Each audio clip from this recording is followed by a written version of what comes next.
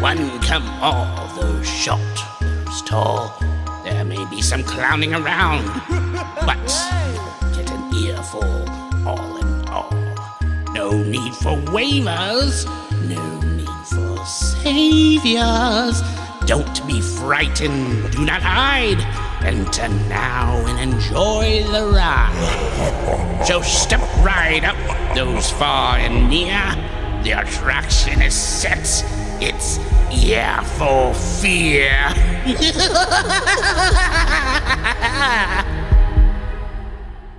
Welcome to the Ear for Fear podcast. This is the podcast that talks about scary movies or movies trying to be scary. I am Rick.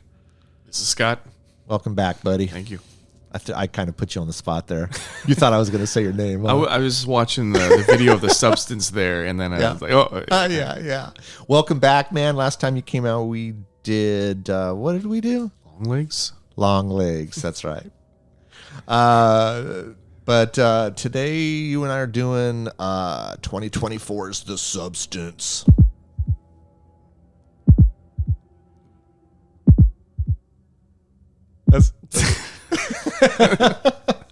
As I told you in the previous episode, I'm scrambling to find sound effects that I could use. Might as well just have like the Wilhelm scream or something in there. Well, I'd like, hold on, let's do that again.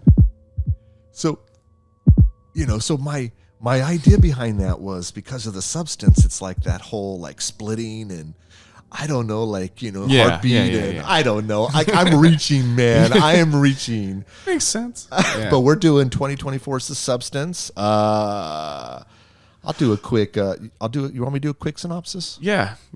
A fading celebrity decides to use a black market drug that temporarily creates a younger, better version of herself.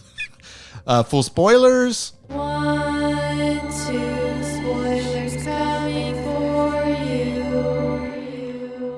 All right, man. This is a polarizing film. I could definitely see people completely not getting it, not liking it. People like totally going apeshit for it. Yeah. And kind of almost nowhere in between. No, I don't think there's a middle ground on this. I feel a little conflicted. Do you really? I've been conflicted since I saw it in the theater. I'll get into that, but yeah. I wanted to watch this movie because I don't watch every movie coming out. I don't. It's hard right now. It's just there's so much stuff, but I do try to pay attention when they do film festivals and the Cannes Film Festival, and I know it was selected to compete for the Palme d'Or. I'm like, oh, and I saw like the kind of the trailer looked intriguing and had that. I wouldn't call it music, but the sound effect, they kind of reuse the same thing over and over in the movie. That, that. Well, it has that kind of, I don't even know how to explain it. You and I did, was it Mandy that you and I did and it had similar music? I'm trying to remember the director. He uses similar music because he did a short and he used similar music and I can't what's his name? Cosmos? Something, fuck, I can't think of it. That's Cosmos. Is he the one that directed Mandy? He did direct Mandy. He has this style about him and he loves this music and it's synthesizer, but it feels like it's not based in reality at all. Mm-hmm. I don't even know how you explain it. And that's what I felt with this music and the music in this movie, but the movie as a whole. Like it's almost like this weird, I'm not saying it's a weird dream, but it's just, you don't know where this takes place, when this takes place. Like, because there are old like Camaros in the background and then they're driving off in a new Mustang. One scene, Demi Moore's character, Elizabeth, calls someone up on a landline. Yeah, they're using regular phones. But then there's a cell phone she uses. Right. So I don't know when this takes place. And I think It Follows did that too. If I remember correctly, you never knew what time frame It Follows took place.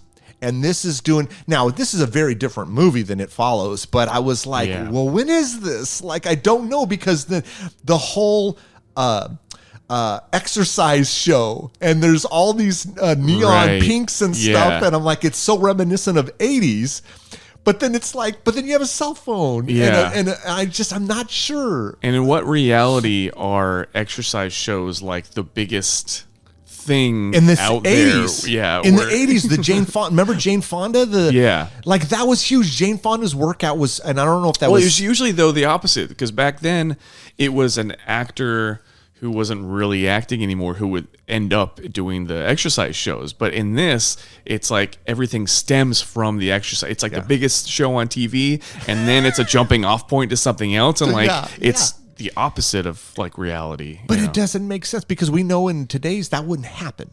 Right. Now, I what they were doing with Demi Moore's character Elizabeth, she was this huge actress and won an Oscar, and then her fading career. Right, she's getting older and she's doing this exercise show. Was this Jane Fonda? Like, because we know Jane Fonda had this, I think very large acting career, right? And then she went to did this. She did. She had. I mean, well, I don't know how large it was. She did a lot of. She did a lot of movies, and I think some of them were a famous dad and she does. I mean, yes, but I think if you go back and you look through her catalog, she did some good movies, and I don't know if she was ever if she ever won an Oscar or was up for one. I can't, but there's things throughout this movie that remind me some elements, dude, of, for sure, and especially with the aging actress. Yeah, definitely. And what I loved I will tell you this: there are a lot of going in this movie. I'd never read any spoilers. I knew what it was about. People are saying the gore is crazy, and I'm like, well, I've seen enough over the years. Like Society comes to mind. I've seen some Cronenberg stuff, and this has Cronenberg all over it, and Kubrick as well. And I would even almost argue De Palma, but I'm like, okay, I've seen enough of these. I'm like, how am I going to feel? Like as I've gotten older and I'm almost 53, I'm not into the body horror.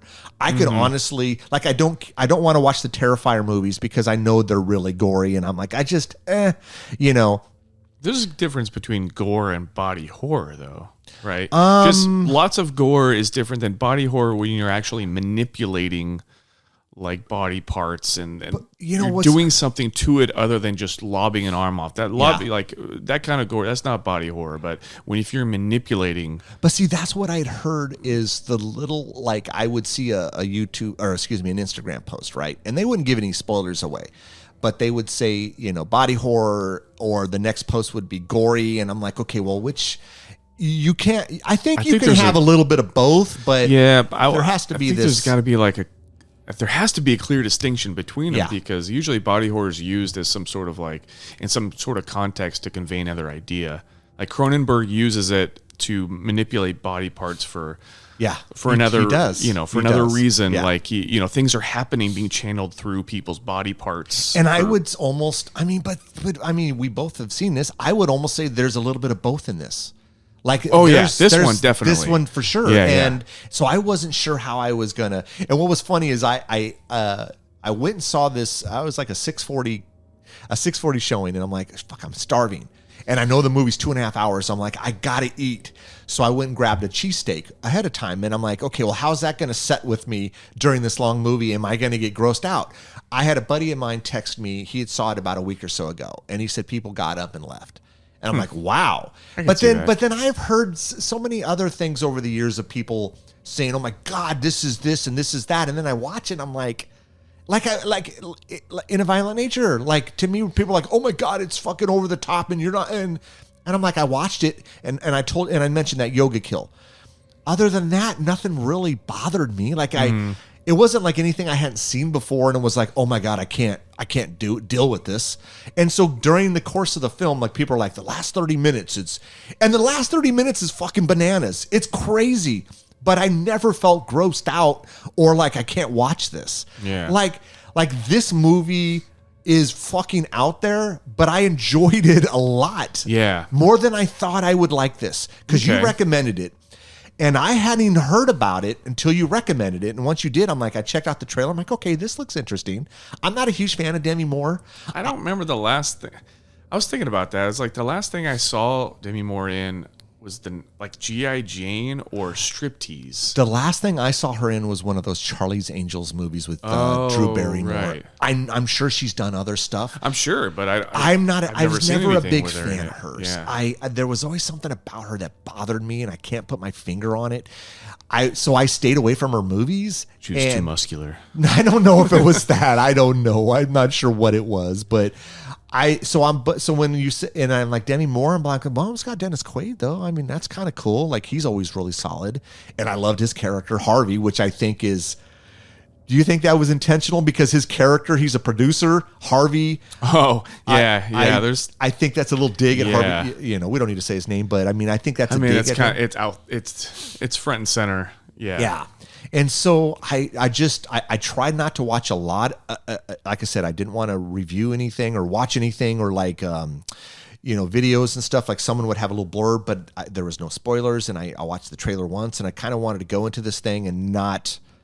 I just kind of, I don't know, be surprised. And it was surprising. It was surprising, but I mean, I really liked this movie. It was fucking just crazy, especially that last 30 minutes. But it was done really well.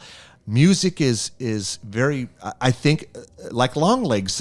I think it's minimal, but there's a lot of bass. The bass, the synth, like the synth, happening. like weird synth stuff. Yeah. But it's not like this extravagant soundtrack. I don't feel like it's. They know what they wanted to do and they did it. And I think, it was a lot of loud stuff though. It's really abrasive to kind of follow the visuals, especially if someone's being born out of somebody else. You know, the music was definitely less atmospheric and more aggressive. I will say, if anything, like the scene when Harvey or Dennis Quaid's character is eating that shrimp. I got grossed out on that. I got grossed out by that. Like, I think honestly, we're supposed to be grossed out by that human being. You are. Yeah. It was just foul. And I'm like, if this is a sign of things to come, then okay, I can see what people are talking about. But I never felt like that. Like, good or bad, I just thought this was a really this was a very cool idea. I'm not saying it's original, but I don't know. Like I'm trying to think back if we've ever come across something maybe along the lines of, but not like this. Like I thought it was the idea here is Elizabeth, who is played by Demi Moore, is this. She's not a washed up, but maybe she's just aging. She's aging. She's hit 50. She's hit 50. And in that, unspoken in Hollywood, that's the age pretty much when they stop getting hired. They want to move on to the next person. The new young up and comer. And so she has this exercise show. I forget what is it called? Pump It Up or no? Was it Pump It Up? I think it was called shit. I can't, or I don't know. I know her. I loved her character's name, Elizabeth Sparkles. Right. But what I really dug is like the very beginning. She gets this star on the Hollywood. Oh, the intro was great. The intro was phenomenal, dude. Like this transition of like she's this big thing, and then all of a sudden, and what I thought was funny, there was a scene with snow, and I'm like, I don't remember the last time Hollywood got snow. Yeah. But I'm like, okay. But it was this, and then the star is cracking, and it was someone drops a hamburger on it, and he tries to pick it up. He tries just to does it, smears it's worse, it, yeah. but I love this whole idea of like giving us this transition within a couple minutes of. Yeah. You know, and I was like, okay, this is cool. Like I really liked this. And then this larger than life producer, Harvey, played by Dennis Quaid, and the way he's talking shit about her in the bathroom. Of course, it's a men's bathroom, which reminded me of the bathroom in The Shining. It was all red. Right. Yeah. Did it not? The hallway? 70s looking. Oh, for sure. The carpet? Yeah. The carpet reminded me of The Shining. That's why it's that like long hallway. It's so surreal because it's taking all these elements from different time periods. It's going out of its way to kind of add to that just surreal nature of the whole movie. Yeah. But yeah, he's talking shit behind her back, but then he's really nice to her. I love you. Like, but then they ends up just canning her. Because she turns 50. Like, here's your box of shit. Right. We got you a gift. Like, he's a total douchebag, but And I'm like, he's ahead of some studio. We don't know the studio. I love how the workout show is like the biggest thing in the world, What universe is this? Right. I don't know. That's not the problem I had. There was. I have no issue with it. I think it's kind of fun. The issue was that I didn't know that I was in for basically a satire. I didn't know that I was sitting down for a satire. So when I sat down, I didn't realize that, and so it gets goofy and it gets wacky. And at some point, I'm like, should I be putting on the hat that I put on when I watch Evil Dead 2? Like almost to that wacky, because there's moments where she's imagining people saying things again, and their faces are superimposed, and it's like their acting is so over the top. I mean, the Harvey character, he's completely over the top. I thought it was done so well. I thought it was done well. I just didn't know that it was going to be that over the top. That I needed to know at least. I wasn't able to like transition. I was like, what am I like? What tone is this? Like, really? Do I? I had no. That's interesting, because I thought you wouldn't have that issue at all.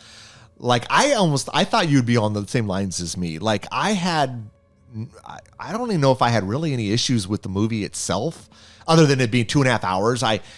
This type of movie is give me around 100. Give me like an hour and 45 minutes, and I'm good in and out.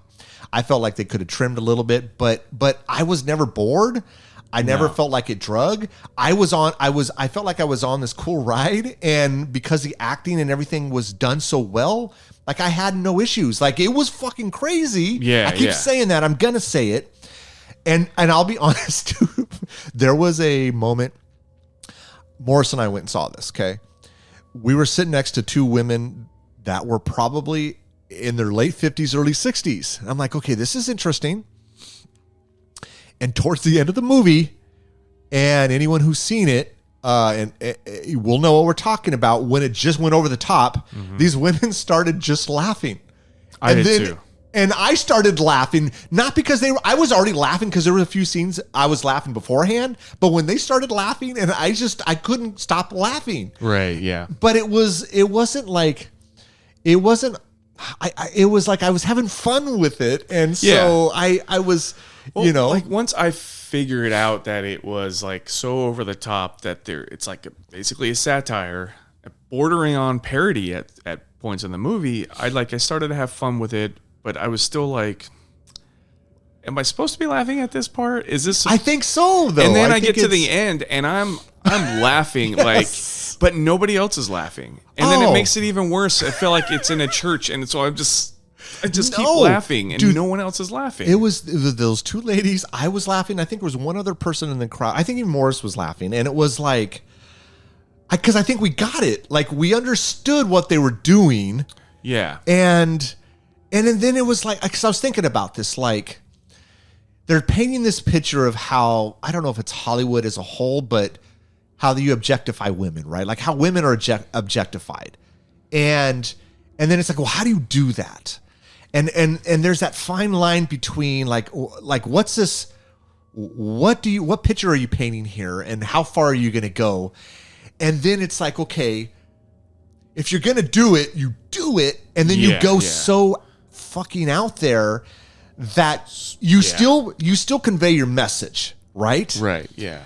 But then it's, I don't know, dude. It was just like the characters, all the main characters were completely out there, surreal. Like they were caricatures of men, but to the most dumb version. I know they did that on purpose. Yes. But that's just to show how over the top that it was. Yeah. So that threw me off though, because I'm like, like it's not a subtle satire. It's almost bordering on parody at some points in the movie, especially with the across the street neighbor, the guy just falling over himself. I forgot. Well, yes, that dude was hilarious. I forgot about that guy. And no one in the theater's laughing though. So it's like it's messing with me. I would the tone of the movie, because I'm expecting to that kind of stuff that should be funny. It should be some sort of, especially like the superimposed heads when she thinks about someone in the line, and it's like there's all this reverb behind their voice and like you're the most beautiful woman I've ever seen, and she's imagining it like that stuff's really funny. It is, but at the time I was just I couldn't get a handle on it. I was dude, I laughed so many different times during the movie. There were a couple times where I was the only one laughing. Yeah. But I never felt that it was like no one else in the theater didn't get it. Like I felt everyone was getting it. Yeah. And it's just I was the one that was busted. And then when the lady started in and I was already laughing, I just felt like, I'm like, this is nuts. And I'm at times thinking Demi Moore like how did they Demi? talk her? Yeah, or like is it Demi? Demi? Is it Demi or Demi? I don't know. That's in a Seinfeld episode. Is where it? they're like Okay. trying to They're trying to figure it out. I'm like, she signed up for this and she knew like, but I'm like, but then at the same time, I'm like, okay, because she's nude in this, and and she, I mean, we're seeing everything. The other girl too, Margaret Qualley. Oh, the one that played Sue. Yeah, who's the daughter of Andy McDowell. Oh, yeah. Oh shit, I didn't know that. Yeah, I'm like, there's a lot of that, and I'm like, wow, okay. Like, I mean, they went for it. They went for it. Yeah, Yes. I wasn't expecting. They went for it. Like, I was like, because I mean, Demi, whatever. How she's in her 60s, right? Early 60s. Yeah. And you could tell she's had work done. I mean, obviously. I mean, she in the fit. Yeah, for sure, dude. Like, if you go back to striptease, you can tell. Yeah, dude. And I was thinking about this, like most of. I'm not saying all these older actresses. It's that pressure of having to look young. That's part of the whole thing, and it really fits it really well. It really does. Like I almost felt like who else could have played this? Yeah, no, she was great in this. For it, yeah. She was really good in this, and I'm not even a fan of her, and I thought she was great. Yeah, I thought Dennis Quaid was awesome. Sue, I thought she was great, even though like it's like you almost want to separate the two people, but they're one and the same. Right. It's just the younger version, the more, and I bet you anything that's what Elizabeth was like when she was that age. Yeah. I think that like there's something to be said. Like the obvious thing about the message of the movie is, men and the pressure that they put on women, especially in Hollywood. Yeah. But I think that's just like the tip. I think the real message is how it changes women and how it like turns them against each other. And the pressure that she's fighting herself. She's basically trying to one up herself. They're fighting for control over the same body. It splits, basically turns them into two people, even though she's the same person. Yeah. Right. Because if you're an actress, right, and like you've had this career, but then you're getting older, and then this new up and comer is coming, and you're fighting maybe for a role that you would easily have gotten, but you're now on this cusp. Can you pull that role off? Are you a believable 30-year-old? Because look, we know for years people have been playing teenagers and they're like 25, 30. Yeah. And I'm sure it's harder for women. It's like, can I get this role? Am I up for this role because I'm aged and I don't look like, and so I could get that. Like I feel bad. Like I feel terrible, the pressure that they get put under. Yeah. And they have to look like, cause honestly, man, like I know men get plastic surgery. I know they do, but it's not like. It's much more prevalent for a man to be hired and to play a 20 years younger version of himself than it is. They'll just move on to the next crop of women for sure. More often than not. Think about it. Okay, and maybe you can I could come up with several actresses that we know have gotten work done, men wise. Like I was thinking about this. I could think of, and these are singers. Lionel Richie comes to mind. You can tell he has, and then the country singer. What's his name? The guy that was big in the 80s with Dolly Parton. I can't even think. I can't even think of his name right now. Kenny Rogers. Yeah. I mean, those two come to mind, and I'm sure there are some male actors but it's more so with women. They don't have to. Yeah, that's they don't the have thing. to. They don't need to because they keep getting hired. They can There's be that good old 60 years boys club, old right? and be playing someone who's 40 to be paired with a woman who's actually 20 years younger than them, in a movie. And not to mention, if you think about it, how many films have we seen where they have they've had what comes to mind is The Curious Case of Benjamin Button, where they take Brad Pitt, good looking guy, right? And he was younger then, but they de-age him with computers. And they've done that with a lot of movies where they've, you know what I mean? It's like, fuck. So women get hosed all around and it's not cool. But what I liked about this is kind of seeing it through the eyes of them. What is it that they go through? You know, because Demi probably, or Demi, whatever, has gone through that at some point, you know? And they end up hating themselves. Yes. Because she wants to be, because she wants to have a chance. So she takes the drug and becomes like a 30-year-old version or whatever, 20-year-old version of herself. I would say early 20s to mid 20s version. Yeah. So it gives her a new boost in her career, but at the same time, she hates her because she's taken her job and she's taken her life. She's sucking the life whittling out of her. away. And then the young version of her hates her because she's old. She despises her. Yeah. Even when Demi Moore saves her life, and there's that little moment where she's like, "You're the only thing that's good about me." Yeah. And she comes back to life, and then that's when she comes back and she just despises the old version of herself and starts trying to kill her. Oh my God, that's when, that was brutal. What I loved about this, and again, I don't know if there's been any other movies that do this, and it was funny. My mom called me up. This was yesterday. And she goes, well, how did you like the movie? I said, Mom, I loved it, but you would hate it. I said, I just don't see you. I said, I think there's elements of this movie that you would really like. And then when the over the top stuff comes, I think you're just going to cringe. I just don't think it's, but it's done so well. Like the idea of so you inject this substance into you, right? The activator. And it's clear, follow the fucking rules. There's always rules to things. And if you follow the rules, right. And it says you do it once, and then the stabilizer, right? And the stabilizer is essentially spinal cord fluid, right? That she's sucking out of. You suck it out of the other person. Yeah. So once the activator hits, this person comes out of Demi Moore, her back's, or Elizabeth's character, Elizabeth Sparkles, comes out of her back, and then the idea here is you got 7 days. So Sue, now, which is the younger version, has 7 days and she can do whatever she wants.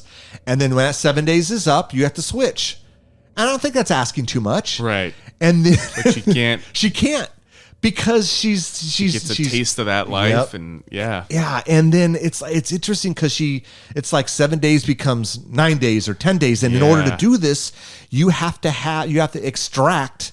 Essentially, you're extracting life out of this person. Yeah. Because she does this the first time, and you could tell she's pissed and just put off by this. It's almost like if you had a young person that wants to party and do all these things, but they have to take care of their elderly parent. And they feel so put out by it, and that's how it's almost like portrayed here. And so it's like, instead of 7 days, it's now 9 or 10. Oh, you'll be fine. She doesn't even care. She doesn't care. And then once Demi wakes up, she's aged. Right. Like her hand is all old and shit. And I'm like, holy, horrified. Yes. And I'm like, fuck, dude. And then she tries to get back at her. And it's like this. Yeah, it's like this catty rivalry, man. But they're the same person. Right. What's interesting, the guys to keep reminding them on the phone when they have problems, so they keep going back, and he keeps telling them they're the same person. It's you. It's like, what does it say? It says Matrix person, and then you're the Matrix. Yeah, and then the other, I forget what the other one said, but I'm like, but I love the idea of this. It's a cool idea, and it's like, could this work? Well, yeah, I probably could if you actually just abided by the rules every 7 days, and you're unconscious for those other 7 days. So it's not like you know what's going on. You're just, you're being fed through some IV. Yeah. You're getting substance. Well, no pun intended there. Right. So just follow it. But no, she couldn't at all. You're asking people to follow, you give something to somebody who can give them everything they want. But they're asking them to follow the limitations. It's not gonna. You can't. It's like with Gremlins. It's the same rules. Yeah. I love the made up. It does. If you think about it too much, nothing makes sense. But doesn't. That's what it's for. Because everything.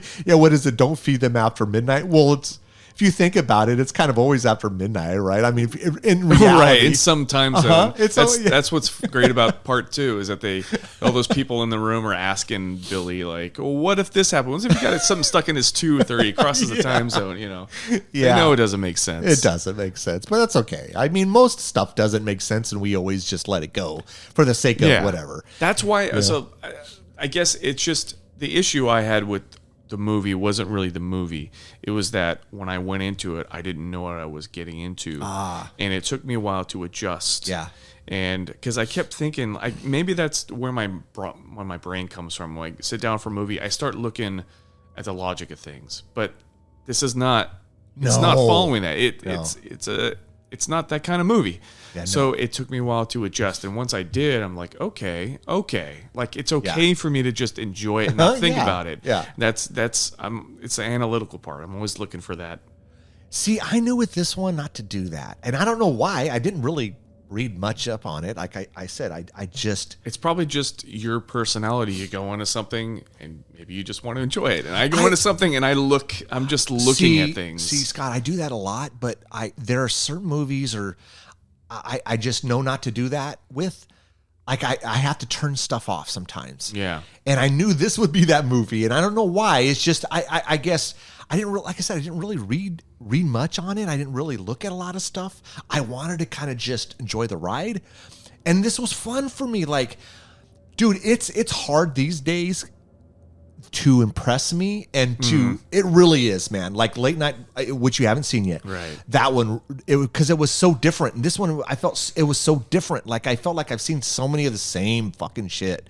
Like I've seen the same stuff over and over again. And when you give me something new, and then when you commit to it and you do it from the first second to the very end, dude, right. I respect it, and I had fun with this. Movie is not for everybody. No, I would can see a lot of people not getting it. I would almost say most people aren't going to get this, and they're definitely not going to like it. Right. Yeah. Even if they got it, they may not like it because it's just not their thing. It's so over the top. It is. You can't have this movie without the whole ending. The whole, like, what cements this film in that big, giant, Cronenberg, Lovecraftian creation of the two is when the guy Harvey, right before she comes out, he says, like, this is my, like, I made her. Oh, this is my creation. Yeah, like, that is the nail in the coffin for the entire movie. You're like, okay. Yeah, and then all the shit that ensues afterwards. Dude, the whole, like, when her teeth are falling out and she keeps pulling them out, and then she's fucking freaking out. And I get it, right? Like, you got this New Year's show that you're doing, and then she's gonna go home, and then she thinks that she can somehow, like, you've already essentially killed Elizabeth, which is you, because she's bleeding out at the whatever that was, her home. Right, like, I don't know how she was even alive, because I would assume if Elizabeth dies, she would die too. But she looked like she was bleeding out in her home. Yeah, like when she beat the living fuck out of her.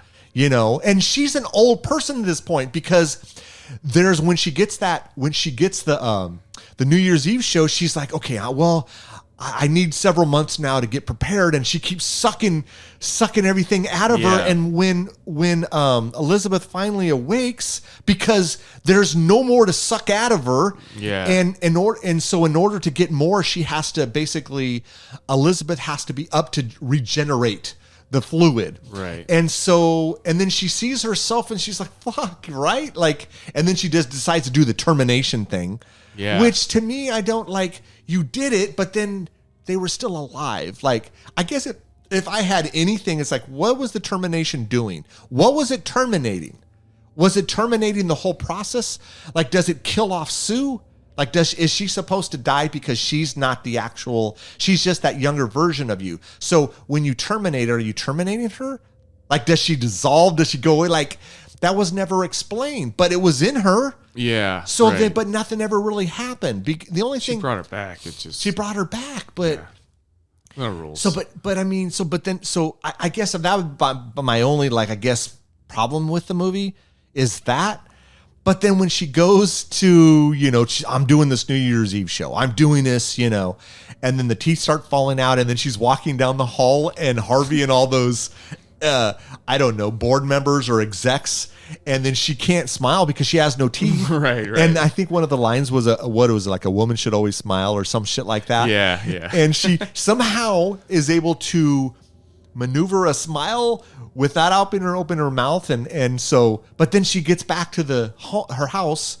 And she does the activator, which you're only supposed to do once. I don't know how much clearer they could have been. You do it one time, and then she did it on herself. She's trying to get. I didn't know what was going to happen at that part. It's like, what, dude? And then it went off the rails. Yeah, and then it looked like the best I can explain it, a worse version of the Elephant Man. And then, like, it was fucking all over the place. Bit of John Carpenter's The Thing thrown in there. Throwing the thing in there, yeah, like, just dude, this there was so like creation. So I mean, for sure, like, I mean, I know you saw this, like Kubrick shots throughout, the colors.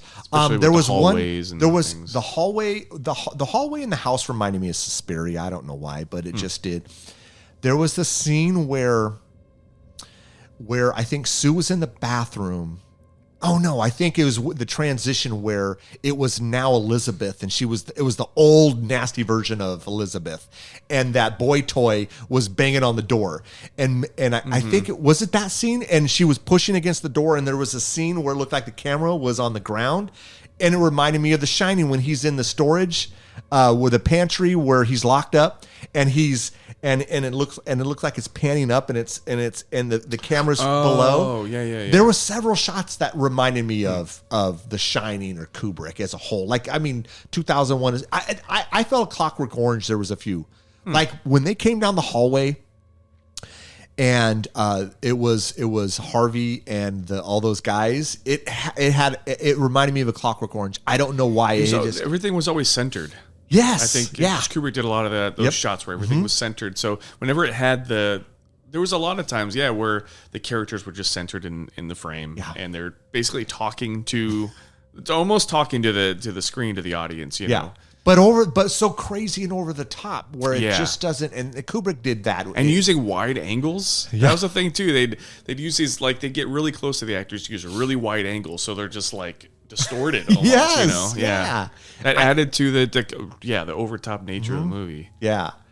But then when she does the activator again and turns into this fucking thing like this, it was crazy. But that's the craziest part, is when she still puts back on her dress, costume to go back. She's intending to go back out. And then she cuts the picture out of that big, humongous Elizabeth Sparkles picture and tapes it on her and somehow gets to the studio and then walks on stage. Yeah. And then it just dude, it went off the rails. And my giggles, I say giggles because nobody else in the audience was laughing. So I wasn't trying to ruin their time by just like when no one else was. So I was trying to keep it down, but it was really hard. But I started laughing as soon as she put the mask on, all the way until the end. I was like, okay, this is great. Yeah, me too. Like, what I was dying when she gets revealed, right? And then there's a scene where like a boob comes, and it almost like comes up and then it just drops on the floor. I was dying.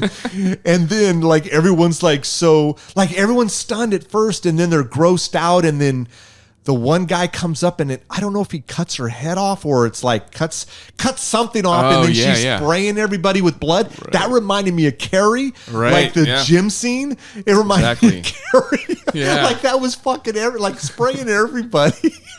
That guy's yelling like, "Kill it! Come on, stop!" Just they went from 0 to 60. It was just. I was like, holy shit! Frankenstein, you know, that's what they created, and they immediately just want to destroy it because it's ugly. What did she? I forget what she said. It's like, it's still me, and she's trying to talk, and you can't understand, and then it's just like, and then she somehow makes it out of this studio and is walking down the street, and then just fucking, I don't even know what that was. Dude, falls and just yeah.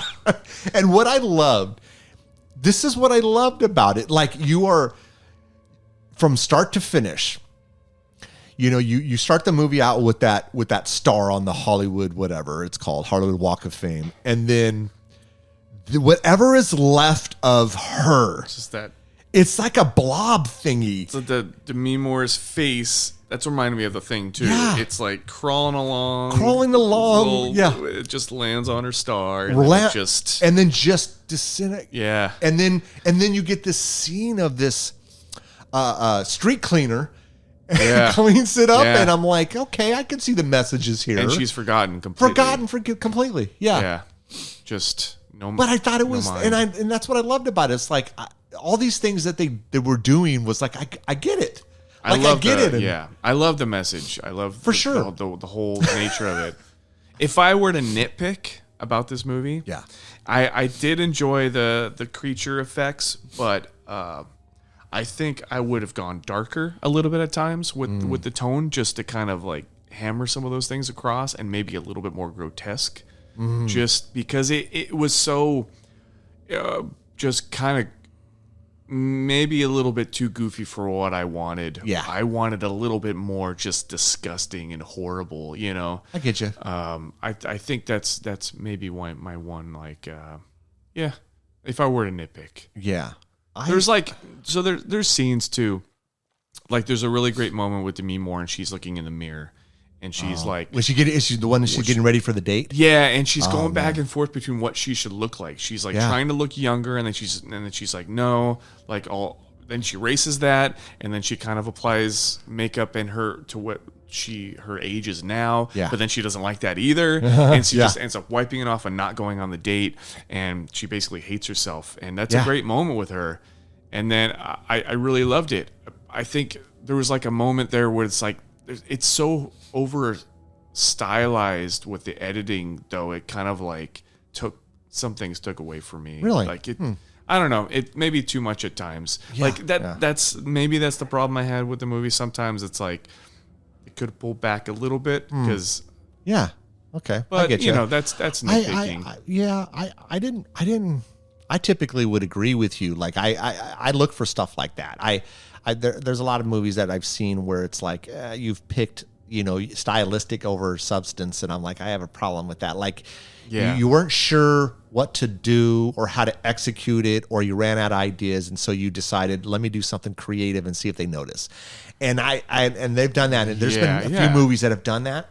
I think sometimes you just want to see an actor act. Yeah, I think that's the thing. And I don't want any cuts. I don't want anything. Yeah. I think that's coming where I come from, Tom. Yeah. Just like you have this whole movie where it's super hyper real and stylized and over the top. But some moments I just want to see an actor just some heaviness to it. I'm glad you brought up that, because I loved that scene. I felt so bad for her. Like, like she was going to reconnect with the guy that she normally would have nothing to do with, because he, in her eyes, he'd be beneath her. She's starting to embrace, like, forget. Yeah. That was kind of the one part of the movie where she's like, she has a young version of herself. She's kind of starting to separate, and maybe I thought like where this movie would go is like, if it were a different movie, she would be a completely different person, and she would like learn.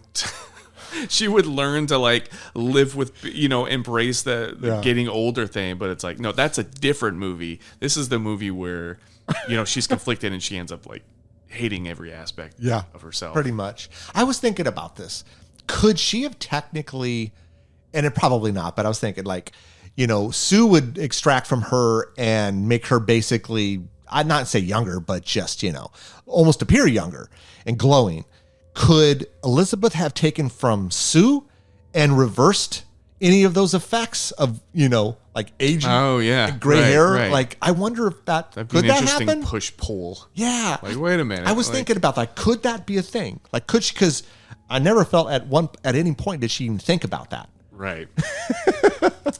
So I don't know. Like, A lot of this movie is just a setup. Yeah. It's just there's not a whole lot of logic. It's just a setup. Yeah. It reminds me of like a black. I don't know if it's not really a failing, but it just reminds me of like a Black Mirror episode or something for a show where you just have this setup where a problem in society, and then you have a quick fix. Somebody takes a quick fix, and it leads to consequences, which is a Twilight Zone episode. That's an Outer Limits episode. Yeah. So it kind of felt like a version of that. That's it. But It's so fucking over the top that it kind of goes beyond that. But at its core, I felt like definitely something you could do on an anthology like TV show for 42 minutes or something. Yeah. No, man. I mean, it seems like to me, it seems like you liked it, but not. I think I liked it more, which I am surprised by because I don't know if that's ever been the case. I'm still, but at the same time, I'm thinking about the movie. Yeah, and I probably will go back and watch it again when it comes out, and I might like it even more the next time. There's been a few, and I was telling someone this. I don't know who I was telling this, but there was 2 movies I can think of: It Follows and Let the Right One In. The first times I watched both of those, I was unimpressed. I didn't get it. Then I rewatched them for the podcast, and I'm like, how did I not see this the initial time? Like, this is really good. Sure, yeah, that happens. I mean, we're humans, we're people. We are, and so it could be. I was the kind of the opposite with It Follows. I loved it from the get go. I was like, oh, really? Shit, I've never seen anything like this. This is fantastic. I liked it. I was just like, eh. And then when I watched it the second time, I'm like, wow, this is really good. And then Let the Right One In, I think I was so bored with it. And then when I watched it for the second time, understanding what she was doing, I'm like, this is brilliant. This is awesome. Like, this is really good. And so, so maybe you'll watch this again and, or you watch it again and just, you're kind of feeling the same way, And there's nothing wrong with that at all. Like, it's just really, it has to do with, like when I first watched the Evil Dead movies and Army of Darkness, I was like a late teenager. Yeah. I was probably 17 or 18. I thought the first one was the best. But as you get older, I didn't have any experience. I wasn't okay with just the goofiness of the ridiculousness of Evil Dead 2, and then Army of Darkness is just way over the top. Evil Dead 2 is like a great balance, It is. See, you're not, if you don't watch a lot of things or certain things, maybe you're not ready. And if you watch something the first time you watch it, you might not get it because of that, Same thing with music and everything, with art. And I agree with you on that. What's funny is you bring up Army of Darkness. I woke up early this morning because I just don't sleep, and that was on. It was on IFC, and I'm like, oh, I'm gonna watch this, because I was up and there was nothing else on, and I'm like, because I've never been a fan of Army of Darkness, and then I'm watching this going, okay, I'm kind of digging this more than I remember digging. Like, I still love Evil Dead 2 is my favorite. And we did Evil Dead on the podcast, and I didn't like it as much as I remember liking it, and I really trashed it. And I'm sure I piss off a lot of horror people, but I still think Evil Dead 2 is my favorite. I'm not saying it's the best. I'm saying it's my favorite. They both, like Evil Dead, obviously. It has the best of both movies, like if you think about it. But there's things in Evil Dead that aren't in Evil Dead 2 that like really, the whole beginning and the intro is not in Evil Dead 2 that's just like spooky, and the thing hitting the cabin just for how long that goes on. That's such a great moment. I love that. That's not in the second one. But the second one has all the other things that the first one doesn't all the have. other cool shit. Like, so what cut? I don't know how many times you watch Army of Darkness, but there's several cuts. I know movie. There's like the boomstick. There's probably at least a dozen out there. I think there's like 3 main ones. Is there 3 main ones? Yeah. So before I had watched it, I didn't watch all of it this morning. I was like halfway through the movie, and that's when I had like turned it on. So I couldn't tell you the version. And before that, it had been years since I watched it, so I could not even tell you. I just remember seeing it, thinking it was going to be one thing, and it just didn't. But then I'm like, okay, but now that I was watching this morning, I'm like, but that's what Sam Raimi does. Like, that's, it seemed to work better when I was watching it this morning than prior. And that's, I think, the great thing. It's like, maybe when I watched it initially, I had this expectation, and it failed, and I'm like, and that happens sometimes. And that's what happened with me and The Substance. I had a different hat on than what I was expecting to watch. This in the kind of the way that it should be watched. I wasn't, I didn't. So I switched hats halfway through. Now you know, and so I don't know what hat I had on. I don't know what my expectations were with The Substance. I'll be honest, I thought I was going to like it a lot less than I did. I left this going, this is really good. I enjoyed it. I had fun with it. Even it being 2.5 hours, I never felt it drug. So I yeah, I laughed. I laughed, which I hardly ever do. I could see enjoying it more and laughing more on repeat, especially by myself. Like, Oh, for sure. Because then the audience can really change how you view a film too. Because I've gone to films and like, audience fucking loves it, and I thought like I loved it too, and then I watch it again, I'm like, this is trash, man. What the this is. There's been a lot of those movies. I'm like, oh, like there's certain movies that'll hold a place in my heart, and then I'll rewatch them and go, oh, yeah, like this is not good, or what the. Like there are things that they're doing that are not acceptable. Like a lot of the 80s stuff, you look at stuff and you're going, yeah, that you couldn't do that now. Yeah. Like you cannot do that. But it was accepted in the 80s for some reason. You know, there's several movies I could think of. But yeah. I always find charm in that kind of stuff. Like, you watch Monster Squad? The way the kids talk in that, like, is total homoing out on. Dude, it's like you wouldn't say that, but there is the movie that comes to mind. There's a couple, but Sleepaway Camp comes to mind. And rewatching it, it's not that good except for the ending, and there are some very cringy stuff that. Oh, how the hell did they get away with that? I'm not even going to get into it, but yeah, it's like holy shit. The Blob. There's a scene in The Blob in the car where he's essentially like raping her.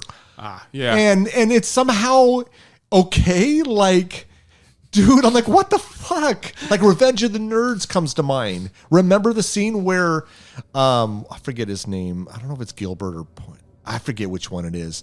Lewis or Gilbert. And he basically puts on a disguise and goes in and has sex with, and she thinks it's her boyfriend, and then she takes off the sexual mask. Assault. Yes, and I'm like, you cannot do that shit nowadays, but somehow in the 80s it was accepted. Or like, Porky's is all about a bunch of sexual predators. Yes, exactly. It's like holy shit, dude. So, but when I saw Revenge of the Nerds in the theater, and I loved the movie, and now that I'm looking at, and I still like the movie, but I'm like, it's hard for me to get past that scene now. I'm like that. Or when they break into their dorm and they're stealing their panties, and then they put cameras and they're watching them. I'm like, that's some fucked up shit. But in the 80s, you went with it because it was like the norm. And I'm not saying it was right because it wasn't, but I'm like, that was the 80s. And so, anyways, I don't know how we got off on that, but anyways, I would say people check out The Substance. I did like this. I would say give it a shot. You may not like it, and you may absolutely love it. Yeah, but it's definitely. I think it's one of those two. I love movies like that. Yeah, because then I have something to think about and talk about. Yeah, it's sure. It's the movies where it's like I watch and then I have nothing to say afterwards. I'm like, yeah, that was okay.